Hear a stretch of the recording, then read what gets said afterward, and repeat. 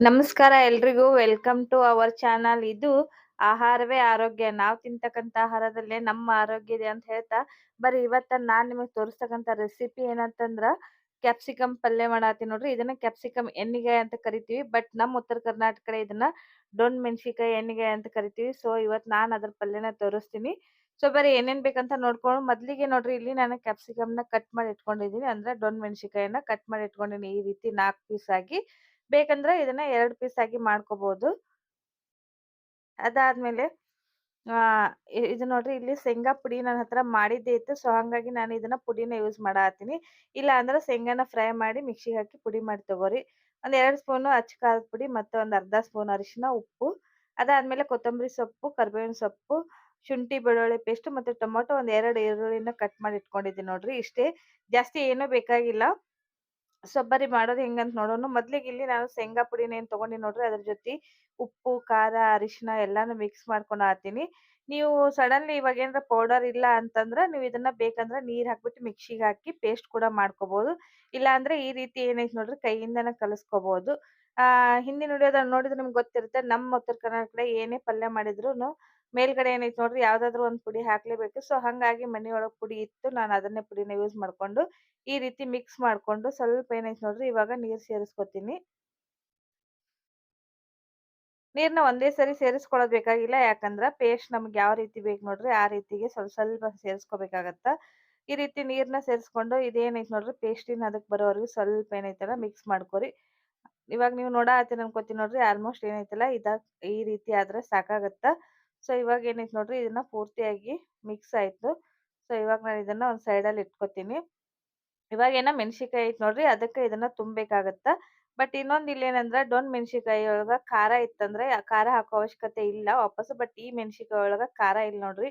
But ಇನ್ನೊಂದ್ ಮೆಣಸಿಕಾಯಿ ಸಿಗುತ್ತ but ಅದು ಫುಲ್ ಖಾರ ಇರುತ್ತ. ಬಟ್ ಆ ಮೆಣಸಿಕಾಯಿಗೆ ಏನು ಖಾರ ಟಚ್ಚು ಮಾಡೋಂಗಿಲ್ಲ ನಾವು. ಬಟ್ ಇದು ಏನೈತ್ ನೋಡ್ರಿ ಖಾರ ಎಲ್ಲ ಫುಲ್ ಸಪ್ಪೆ ಸಪ್ಪೆ ಇತ್ತು. ಹಂಗಾಗಿ ನಾನಿಲ್ಲಿ ಕೆಂಪು ಖಾರನ ಯೂಸ್ ಮಾಡಾತೀನಿ. ಈ ರೀತಿ ಇಲ್ಲಿ ಸ್ಟಫಿಂಗ್ ಕಾಣಿಸ್ತಿರ್ಬೋದು ಅನ್ಕೋತೀನಿ ನಿಮ್ಗ. ಈ ರೀತಿನೇ ಆಗ್ಬೋದು ನೋಡ್ರಿ. ಏನ್ ಸೇಮ್ ಎಣ್ಣೆಗಾಯಿ ಬದ್ನಿಕಾಯಿ ಏನ್ ಮಾಡ್ತೀವಿ ನೋಡ್ರಿ ಎಣ್ಣೆಗಾಯಿ ಬದ್ನಿಕಾಯಿ ಅಂತ ಅದೇ ರೀತಿನ ಇದೇನೈತ್ ನೋಡ್ರಿ ದೊಣ್ಣ್ ಮೆಣಸಿಕಾಯಿ ಎಣ್ಗಾಯಿ ಅಂತ ಮಾಡ್ತೀವಿ. ಬಟ್ ರೊಟ್ಟಿ ಜೊತೆ ಅಂತ್ರ ಬಾಳ ಟೇಸ್ಟ್ ಇರುತ್ತೆ. ಬಟ್ ಚಪಾತಿ, ದೋಸಿ, ರೈಸ್ ಎಲ್ಲದಕ್ಕೂನು ಸೆಟ್ ಆಗತ್ತ. ಬಟ್ ಮೇನ್ ಅಂದ್ರ ರೊಟ್ಟಿ ಜೊತೆ ಸೂಪರ್ ಕಾಂಬಿನೇಷನ್.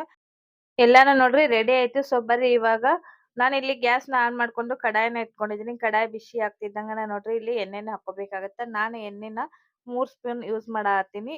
ಸೊ ಎಣ್ಣೆ ಬಿಸಿ ಆಗ್ತಿದ್ದಂಗ ನೋಡ್ರಿ ಸ್ವಲ್ಪ ಚೆಕ್ ಮಾಡ್ಬಿಟ್ಟು ನಾನಿಲ್ಲಿ ಸಾಸಿವೆನ ಸೇರಿಸ್ಕೊಳತ್ತೀನಿ. ಸಾಸಿವೆ ಸಿಡಿತಿದ್ದಂಗನ ಜೀರಿಗೆ ಹಾಕ್ಕೋರಿ. ಜೀರಿಗೆ ಮತ್ತೆ ಸಾಸಿವೆ ಸಿಡಿತಿದ್ದಂಗನ ನೋಡ್ರಿ ಉಳ್ಳಾಗಡ್ಡಿನ ಸೇರಿಸ್ಕೊಳತ್ತೀನಿ ನಾನು.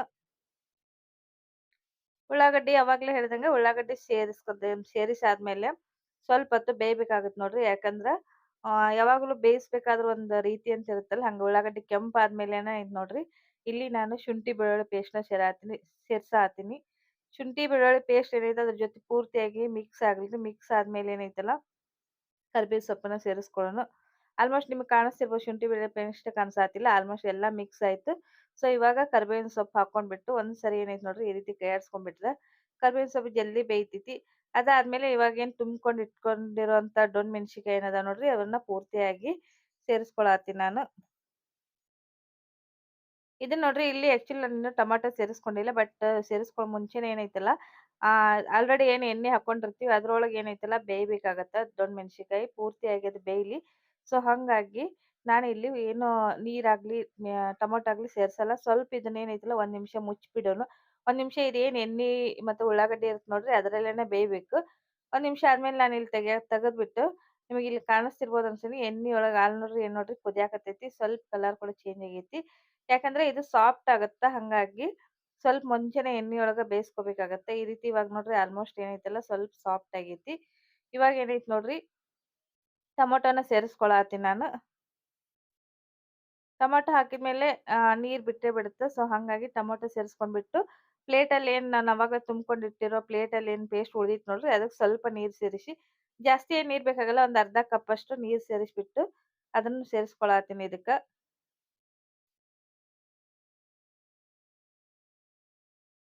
ಪೂರ್ತಿಯಾಗಿ ನೋಡ್ರಿ ಇಲ್ಲಿ ಅದ್ರೊಳಗೆ ಏನ್ ಪ್ಲೇಟ್ ಇತ್ತಲ್ಲ ಅದನ್ನು ಏನೈತಿಲ್ಲ ಕ್ಲೀನ್ ಮಾಡ್ಬಿಟ್ಟು ನಾನು ನೀರ್ನ ಇದ್ರೊಳಗೆ ಸೇರಿಸ್ಕೊಳತೀನಿ.